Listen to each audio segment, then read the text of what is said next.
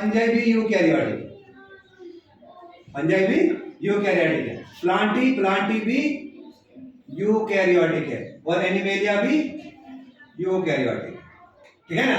Eukaryotic मतलब you मतलब true, carrion मतलब न्यूक्लियस, इसमें ट्रू न्यूक्लियस प्रेजेंट होगा। क्या होगा? ट्रू न्यूक्लियस प्रेजेंट होगा। अगर हम बात करेंगे प्रोकैरियोटिक, प्रो मतलब होता है प्रिमिटिव, कैरियन मतलब होता है न्यूक्लियस, इसमें प्रिमिटिव टाइप का न्यूक्लियस प्रेजेंट होगा। क्लियर है ये पॉइंट? समझ आया आपको? सेल टाइप, सेल टाइप के बाद दूसरा हम देखेंगे सेल वॉल, दूसरा हम देखेंगे सेल वॉल। देखिए अगर मैं बात करूं मोनेरा की जो सेल वॉल तो होती है मोनेरा में, लेकिन होती है नॉन सेलुलोसिक। कैसी होती है? Non cellulosic cell wall is present, non cellulosic cell wall. अब नॉन सेलुलोसिक मतलब ये सेलुलोज के कंपोनेंट से नहीं बनी है, ये नॉन सेलुलोसिक है। बनी किसकी होगी? याद रखना, एक तो पॉलीसैकेराइड और एमिनो एसिड्स, पॉलीसैकेराइड्स और एमिनो एसिड्स की प्रोकैरियोटिक की सेल वॉल बनी। किसकी? एक तो पॉलीसैकेराइड और दूसरा एमिनो एसिड्स। अगर हम बात करेंगे प्रोटिस्टा में इन सम मेंबर्स, कुछ मेंबर्स में प्रेजेंट होती है क्या? Cell wall. इसमें प्रोटिस्टा में कुछ मेंबर्स में सेल वॉल प्रेजेंट होती है।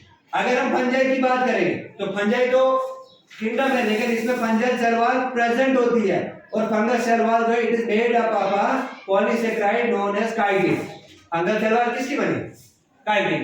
अगर हम किंगडम प्लांटी की बात करेंगे तो प्लांटी में भी सेल वॉल प्रेजेंट होती है, प्लांट्स में भी सेल वॉल प्रेजेंट होती है। अब बनी किसकी होती है? तो याद रखना ये बनी होती है सेलुलोज की। किसकी बनी होती है? सेलुलोज की। तो एनिमल सेल में कोई प्लाज्मा, कोई सेल वॉल तो होती नहीं है, तो एनिमल सेल में सेल वॉल एब्सेंट रहता है। क्लियर है सेल वॉल का पॉइंट? पांचों किंगडम में क्लियर है सबको? इसको मैं लॉक करूं? चलो, सेल वॉल के बाद नेक्स्ट इंपॉर्टेंट कैरेक्टर हम देखेंगे न्यूक्लियर मेम्ब्रेन। दूसरा क्या आप देखेंगे?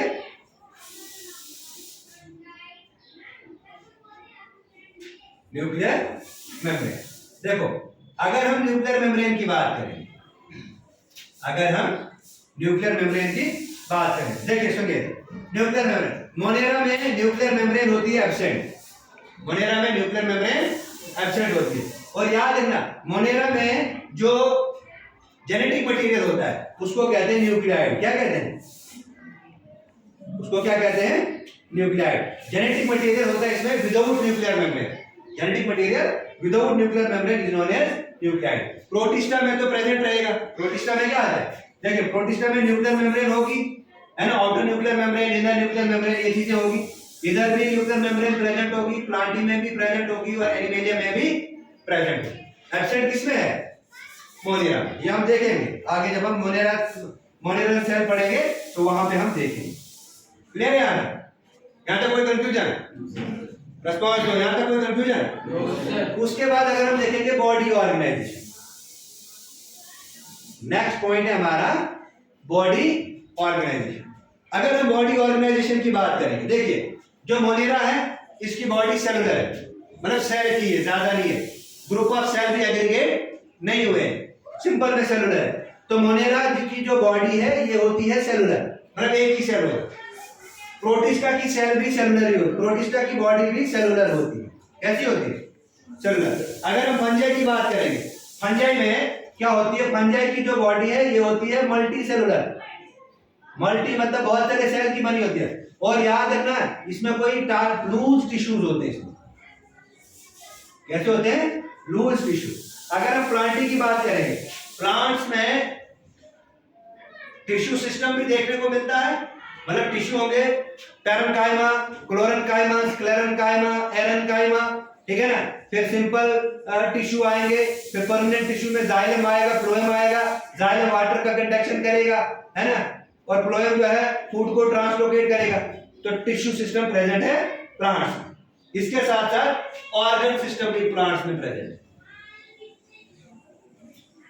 अगर हम किंगडम एनिमलिया की बात करें तो एनिमल में टिश्यू लेवल भी होता है, पढ़ा होगा आपने फाइलम्स, इसमें टिश्यू सिस्टम भी प्रेजेंट होता है और ऑर्गन सिस्टम भी प्रेजेंट होता है। तो आई होप बॉडी ऑर्गेनाइजेशन आप सबको समझ में आया। क्लियर है यहां तक? नाउ बॉडी ऑर्गेनाइजेशन के बाद मोस्ट इंपॉर्टेंट है that is mode of nutrition, जो कि एक बेसिक क्राइटेरिया माना गया है। नेक्स्ट आता है हमारा मोड ऑफ न्यूट्रिशन।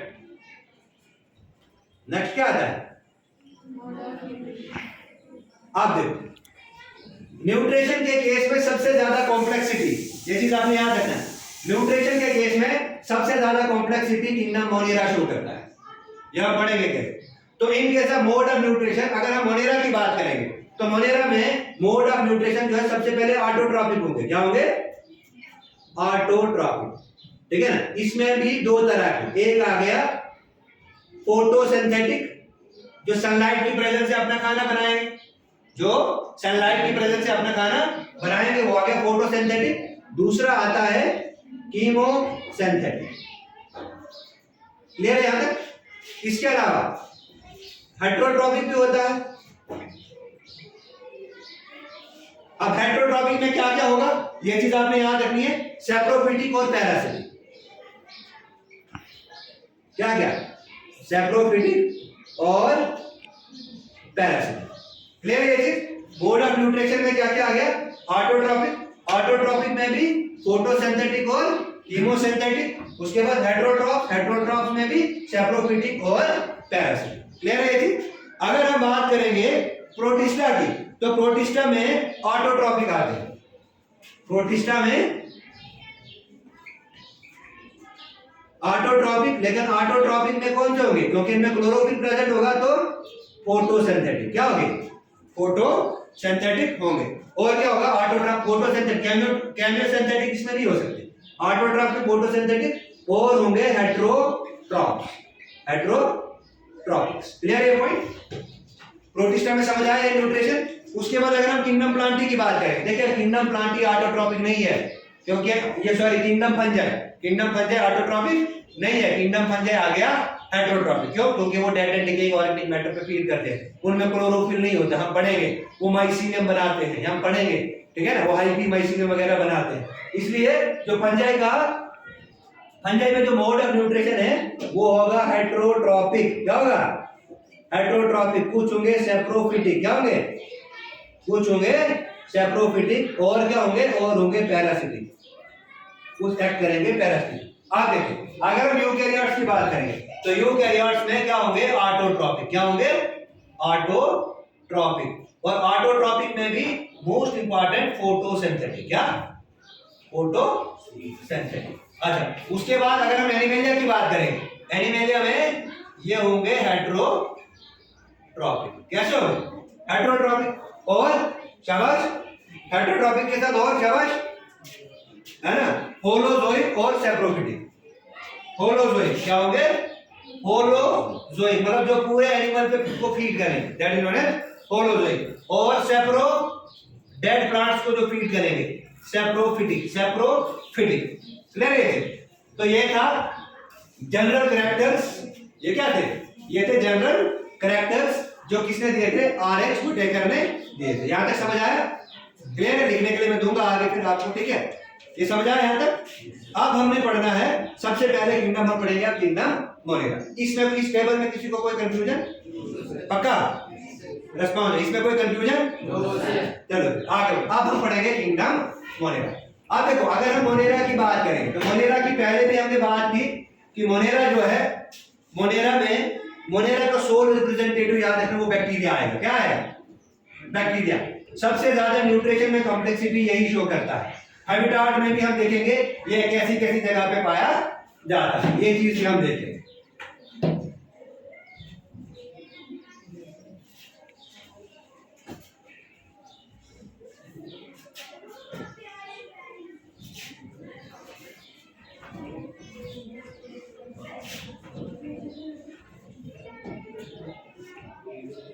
चलो अब क्या हमारा, तो आज हम पहला किंगडम शुरू करेंगे अब, दैट इज किंगडम मोनेरा। अब देखिए अगर हम किंगडम मोनेरा की बात करेंगे तो इसमें तीन चीजें आती हैं। किंगडम मोनेरा में तीन चीजें आती हैं। सबसे पहले तो किंगडम मोनेरा में जितने भी प्रोकैरियोट्स हैं, all prokaryotes are kept in kingdom Monera। जितने भी प्रोकैरियोट्स हैं वो किंगडम मोनेरा में आते हैं। अब किंगडम मोनेरा में क्या क्या आएगा? सबसे पहले आएगा बैक्टीरिया। क्या आएगा? बैक्टीरिया को कहा जाता है sole representative of kingdom monera. Of kingdom monera. Kingdom monera का जो सोल रिप्रेजेंटेटिव है वो क्या है? वो बैक्टीरिया है। वो क्या है? बैक्टीरिया। किसका? ठीक है ना, आप सीधे रहो। क्या है? किंगडम मोनेरा का जो सोल रिप्रेजेंटेटिव है वो क्या है? बैक्टीरिया। इसके बाद क्या आता है? इसके बाद आता है ब्लू ग्रीन एल्गी, BGA। ठीक है ना, ब्लू ग्रीन एल्गी में भी एक आता है साइनोबैक्टीरिया। क्या आता है? साइनोबैक्टीरिया के बाद आता है एक्टिनोमाइसीट्स। एक्टिनोमाइसीट्स ये आता है ब्लू ग्रीन एल्गी। क्लियर है? इसके अलावा इसमें आता है फिलामेंटस एल्गी। क्या आता है? Filamentous algae. तो क्लियर है ये पॉइंट? तो किंगडम मोनेरा में सारे के सारे प्रोकैरियोट्स आते हैं। किंगडम मोनेरा का सोल रिप्रेजेंटेटिव बैक्टीरिया है। बैक्टीरिया के साथ साथ क्या आता है? इसमें BGA आता है, ब्लू ग्रीन एल्गी, और आते हैं फिलामेंटस एल्गी। यहां तक कोई कंफ्यूजन? है? तो याद रखना किंगडम मोनेरा जो है ये मोस्ट अबेंडेंट है, सबसे ज्यादा पाया जाने वाला, मोस्ट अबेंडेंट। अब देखो, अगर हम इसके हैबिटेट की बात करेंगे, मतलब ये रहता कहां है, तो याद रखना it is found everywhere. It is found everywhere. हम इसके लिए यूज कर सकते हैं कॉस्मोपॉलिटन। कॉस्मोपॉलिटन इन डिस्ट्रीब्यूशन, मतलब ये हर जगह पाया जाता है। इसके अलावा इसका है अनयूजुअल हैबिटेट। अनयूजुअल हैबिटेट मतलब कुछ अनयूजुअल कंडीशन में भी रहता है। और you can say that unusual habitat, या हम इसको कहते हैं एक्सट्रीम हैबिटेट भी। ये ऐसी जगह रहेगा जहां पे नहीं रह सकते, जैसे हॉट स्प्रिंग, उबलते हुए पानी में हॉट स्प्रिंग, ठीक है ना, cold desert, hot spring, cold desert, यहां वैसे कह सकते हैं हाई टेम्परेचर, ऐसी जगहों पे ये पाए जाते हैं। ठीक है ना, हाई टेम्परेचर। यहां कह सकते हैं डेजर्ट, ये तो हो गया डेजर्ट, हाई टेम्परेचर। यहां एक और इसमें आता है, इसमें एक और कैटेगरी आती है, दैट इज डीप ओशन। इसके अलावा क्या आता है? Deep ocean. इन जगहों में तो ये आगे इसके आने पर तो हर जगह पाए जाएंगे, हवा में पाए जाएंगे, वाटर में पाए जाएंगे, एयर, वाटर, लैंड, ये तो आगे एवरीवेयर में है ना। एवरीवेयर में क्या आ गया? Air, water, land. लेकिन इसके अलावा भी तो इसका अनयूजुअल हैबिटेट है, दैट मींस कि एक्सट्रीम हैबिटेट में भी रहते हैं, जैसे कि हॉट स्प्रिंग में, कोल्ड डेजर्ट में, हाई टेम्परेचर पे, डीप ओशन या डीप थर्मल वेंट्स, इन जगहों पे ये रहते हैं। क्लियर है? यहां तक क्लियर है? तो बोलो भाई, यहां तक क्लियर है? अच्छा, इसके बाद हम पढ़ते हैं इसमें नेक्स्ट आता है हमारा इसका स्ट्रक्चर।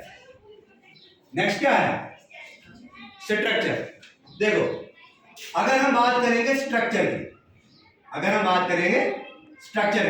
तो स्ट्रक्चर में सबसे पहले हम इसमें देखते हैं शेप। स्ट्रक्चर में पहले शेप देखेंगे, फिर साइज देखेंगे, फिर मेन स्ट्रक्चर पे आएंगे।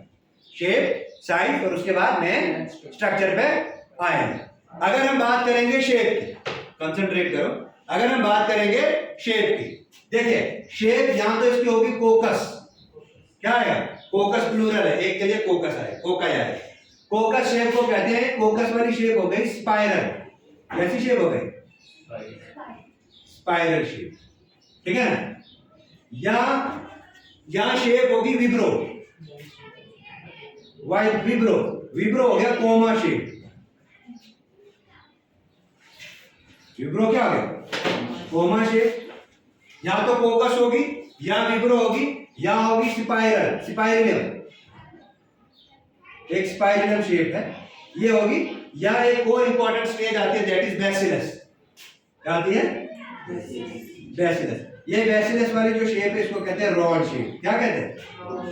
ऐसी वाली शेप, ठीक है ना, रॉड शेप। अब देखो ये जो कोकस है प्लूरल टर्म है, सिंगल के लिए हम कोकाई, सिंगल के लिए कोकाई। अब देखो ये जो स्पाइरल है ये हो सकता है स्ट्रेप्टोकोकस, इसमें क्या आएगा? आपने देखा होगा, एक नाम सुना होगा स्ट्रेप्टोकोकस न्यूमोनी, जो न्यूमोनिया काज करता है। जो क्या काज करता है? वो यही बैक्टीरिया स्ट्रेप्टोकोकस है ना। कोकस अरेंज, इसमें क्या होता है स्ट्रेप्टोकोकस में? Cocci arrange in chain, cocci arrange in chain, मतलब ऐसे, ये आ गया स्ट्रेप्टोकोकस। क्लियर है ये चीज? इसके अलावा डिप्लोकोकस हो सकती है, diplococcus, कोकस arrange in pair, diplococcus. इधर क्या लिखोगे? कोकाई अरेंज इन पेयर, मतलब जोड़ में होंगे, ये ऐसे, ठीक है, या ऐसे होंगे। क्लियर है ये चीज? तो ये आ गया डिप्लोकोकस। ये क्या आ गया? डिप्लोकोकस। उसके बाद मोनोकोकाई भी इसी में आता है, मोनोकोकाई, ये कोकाई, ठीक है, मोनोकोकाई, मोनोकोकाई में ये वाला, ठीक है ना। इसके अलावा एक और आता है, मोस्ट इंपॉर्टेंट है, याद रखना, स्टेफाइलोकोकाई, स्टेफाइलोकोकाई, STPHYLO, स्टेफाइलोकोकाई। देखो ये स्टेफाइलोकोकाई क्या है?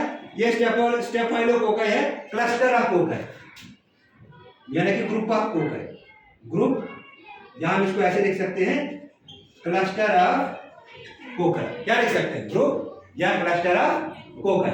अब ये कैसे होगा?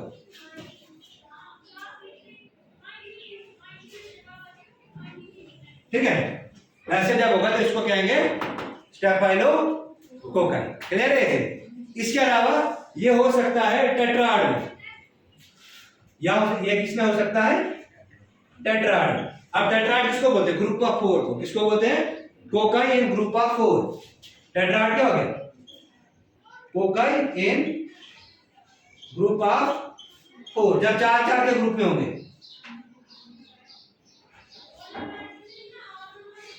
ठीक है ना, ऐसे भी हो सकता है, ठीक है ना। यह आ गया टेट्राड। एक और कंडीशन आएगी, दैट इज सार्किना, SARCINA, सार्किना।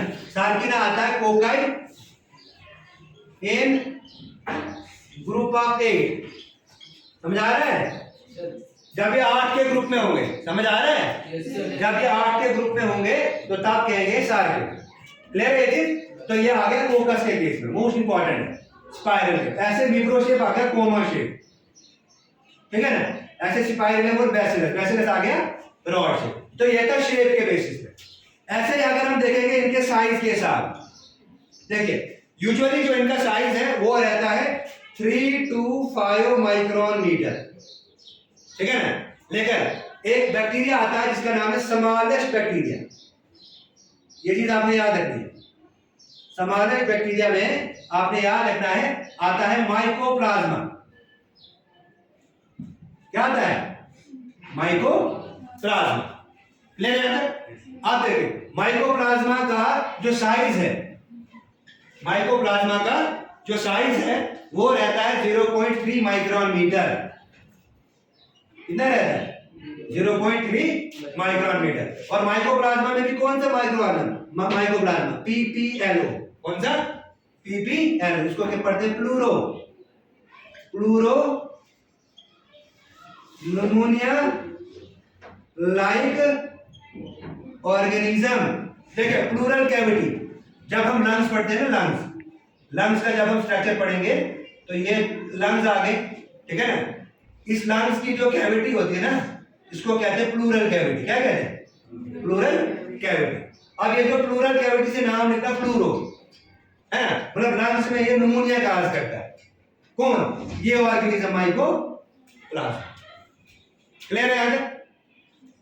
यहां तक क्लियर है? Yes sir. आगे बढ़े? Yes sir. टाइम है अभी? चलो अब देखो, ये तो था हमारा शेप और साइज। अब थोड़ा सा स्ट्रक्चर पढ़ेंगे।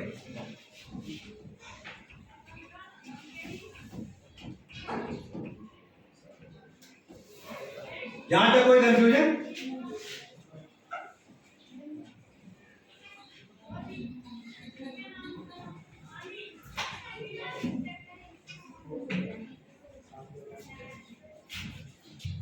अब देखो, अब हमने पढ़ना है structure of Moneran cell. Structure of Moneran cell, इसको बोलते हैं बैक्टीरियल सेल। क्या बोलते हैं? अब हम बैक्टीरियल सेल को ड्रा करेंगे। कंसंट्रेशन से रखना, कंसंट्रेशन से सुनना, ठीक है? देखिए, सबसे पहले प्लाज्मा मेम्ब्रेन बनाएंगे। इसके बैक्टीरियल सेल के प्लाज्मा मेम्ब्रेन में थोड़ी इनफोल्डिंग्स होती है। क्या बोलते हैं? इनफोल्डिंग, जो उसको डिवीजन में भी हेल्प करती है आगे। तो मैं थोड़ी सी इनफोल्डिंग भी बनाऊंगा इसमें साथ में, ताकि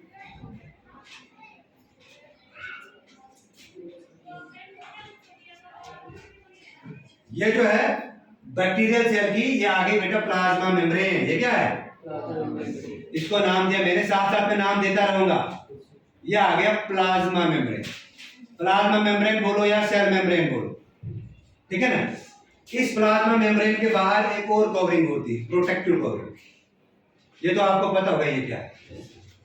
ये सेल वॉल है, लेकिन आपको पता है ये पॉलीसेकेराइड और इम्यूनो एसिड्स की बनी है, मैंने अभी बताया है ना। तो ये नंबर 2 पे आ गया आपका सेल वॉल। क्या आ गया? ये हमने डिटेल में पढ़ रहे हैं सारा, नाम और नाम होता है इसमें, ठीक है ना? प्लाज्मा मेम्ब्रेन लिपोप्रोटीन की बनी होती है। इसके अलावा इसके बाहर एक और कवरिंग होती है। इस कवरिंग को कहते हैं ग्लाइकोकैलिक्स। क्या बोलते हैं? सारे बोलो, क्या बोलते हैं इसको? ग्लाइकोकैलिक्स। ये जो कवरिंग है, this is known as glycocalyx. ये क्या है? ये ग्लाइकोकैलिक्स है। तीनों को मिलाकर, ये जो तीनों है, सेल मेम्ब्रेन, सेल वॉल और ग्लाइकोकैलिक्स, इनको कहते हैं, they are known as cell envelope. तो सेल एनवलप में 3 चीजें आ गई। नंबर 1 ग्लाइकोकैलिक्स, सेल वॉल और प्लाज्मा मेम्ब्रेन। डिटेल में हमने ये पढ़े हैं सारी चीजें। उसके बाद कुछ सरफेस स्ट्रक्चर्स होते हैं, जैसे यहाँ पे अराइज होता है फ्लैजिला, ठीक है ना? तो ये आ गया फ्लैजिला। याद है ना? फ्लैजिला प्लूरल टर्म है, एक के लिए फ्लैजिलम, एक के लिए फ्लैजिलम, एक के लिए फ्लैजिलम, तो प्लूरल के लिए फ्लैजिला, फ्लैजिला। आप देखो, उसके बाद ऐसे करके कुछ स्ट्रक्चर्स होते हैं,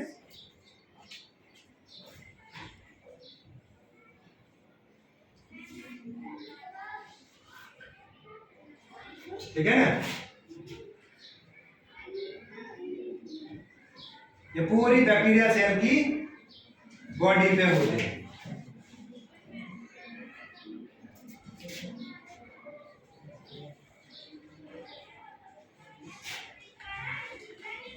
ठीक है ना? आप देखिए, ये जो बड़ा बड़ा स्ट्रक्चर है ना, फिलामेंटस, ये जो फिलामेंट की तरह है, इसको बोलते हैं फिम्ब्रे। क्या बोलते हैं?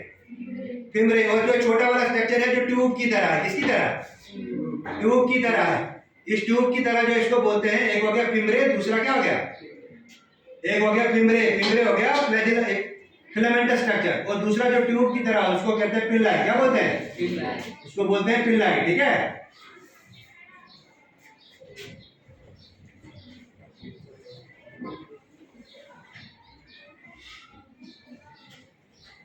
ठीक है ना? तो ये वाला स्ट्रक्चर है, ये बड़ा वाला स्ट्रक्चर है, इसको बोलते हैं फिम्ब्रे, FIMBRAE। और ये जो छोटा स्ट्रक्चर है, इसको बोलते हैं पिल्लाई। क्या बोलते हैं? एक रिप्रोडक्शन में इन्वॉल्व होता है, दूसरा पैथोजेनिसिटी में इन्वॉल्व होता है, ठीक है ना? अब ये दोनों, इनको क्या कहते हैं? फ्लैजिला, फिम्ब्रे और पिल्लाई। इन तीनों को कलेक्टिवली कहा कहते हैं सरफेस स्ट्रक्चर। क्या बोलते हैं? तो सरफेस स्ट्रक्चर में क्या क्या आ गया? फ्लैजिला, फिम्ब्रे और पिल्लाई। क्लियर है यहाँ तक? इसके अलावा यहाँ पे क्या होता है? इसके अलावा सेंटर में इसका न्यूक्लियाइड होता है, ठीक है ना? तो ये मैंने क्या ड्रा किया? ये न्यूक्लियाइड। ये न्यूक्लियाइड बेटा मेन डीएनए है इसका। क्या है? Main DNA. आप देखिए, बैक्टीरिया की एक खासियत है, अपना मेन डीएनए तो होता है, लेकिन अपने मेन डीएनए के साथ साथ एक्स्ट्रा डीएनए रखता है। क्या रखता है? एक्स्ट्रा डीएनए रखता है। सर्कुलर डीएनए होता है, और उस एक्स्ट्रा क्रोमोसोमल डीएनए को हम कहते हैं प्लाज्मिड। क्या बोलते हैं? Plasmid domain. तो ये है एक्स्ट्रा क्रोमोसोमल डीएनए, ठीक है ना। This is known as plasmid. ये क्या है? प्लाज्मिड। ये प्लाज्मिड क्या है? Extra chromosomal DNA. क्लियर है यहाँ तक? इसके अलावा यहाँ पे राइबोसोम्स क्या होंगे? जो प्रोटीन फैक्ट्री, प्रोटीन बनाने में इन्वॉल्व होंगे, these are known as ribosome.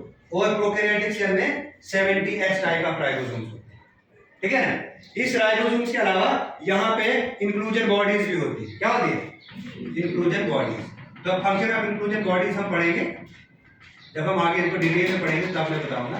These are known as inclusion bodies. इनको क्या बोलते हैं? Inclusion body. और ये जो आगे पूरा साइटोप्लाज्म, साइटोप्लाज्म तो प्रोकैरियोट और यूकैरियोट में भी होगा, ठीक है ना। साइटोप्लाज्म प्रोकैरियोट में भी होगा, यूकैरियोट्स में भी होगा। तो दिस इज साइटोप्लाज्म। ये क्या आ गया? साइटो। तो this is the structure of Moneran cell. एक बार रिपीट करूंगा मैं। सबसे पहले ग्लाइकोकैलेक्स, आउटर मोस्ट कवरिंग, उसके बाद सेल वॉल, उसके बाद प्लाज्मा मेम्ब्रेन। ये तीनों स्ट्रक्चर्स हम कल के लेक्चर में डिटेल में पढ़ेंगे। सेल वॉल, ग्लाइकोकैलेक्स और प्लाज्मा मेम्ब्रेन, ये तीनों को कलेक्टिवली कहते हैं सेल एल्वेल, क्योंकि ये सेल को ढक के रखती है ना। तो these are known as cell एल्वेल। उसके बाद अगर हम बात करें तो फ्लैजिला, फिम्ब्रे और पिल्लाई की, they are known as surface structure.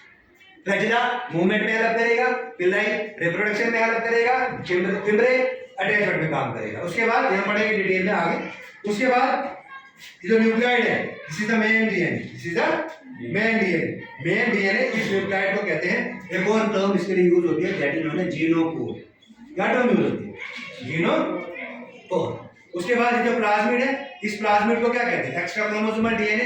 ये बैक्टीरियल सेल में प्रेजेंट होता है। इसके अलावा इसमें राइबोसोम्स प्रेजेंट होते हैं और इंक्लूजन बॉडी। इसके अलावा ये जो स्ट्रक्चर बनाई थी इनफोल्डिंग्स, इन इनफोल्डिंग्स को कहते हैं मीसोसोम्स। क्या कहते हैं? मीसोसोम्स। ये मीसोसोम्स इंपॉर्टेंट रोल प्ले करती है सेल डिवीजन में, ठीक है ना। ये इंपॉर्टेंट रोल प्ले करती है बैक्टीरियल सेल डिवीजन में, इंपॉर्टेंट रोल प्ले करती है। क्लियर है यहाँ तक? तो बैक्टीरियल सेल समझ आया आपको? 5 किंगडम सिस्टम ऑफ क्लासिफिकेशन के कैरेक्टर समझ आए, क्राइटेरिया समझ आया। और ये बैक्टीरियल सेल, जिसको हम मोनेरल सेल भी कहते हैं, क्योंकि बैक्टीरिया जो है ये सोल रिप्रेजेंटेटिव है मोनेरा, ठीक है ना। कल मैंने पढ़ाया था कार्ल वुल्फ की 3 डोमेन सिस्टम, पढ़ाए थे ना, 3 डोमेन। फिर बाद में वो 6 किंगडम बना था ना, बने थे ना 6 किंगडम, जिसमें सबसे पहले आया था आर्की बैक्टीरिया, उसके बाद यू बैक्टीरिया, है ना, और 4 यूकैरियोटिक किंगडम। तो 4 यूकैरियोटिक। अब देखो इसको किस बेसिस पे क्लासिफाई किया था 6 किंगडम को? इसको 16S राइबोसोमल आरएनए के बेस पे क्लासिफाई किया। ये चीज आपने याद रखी, ठीक है। Thank you.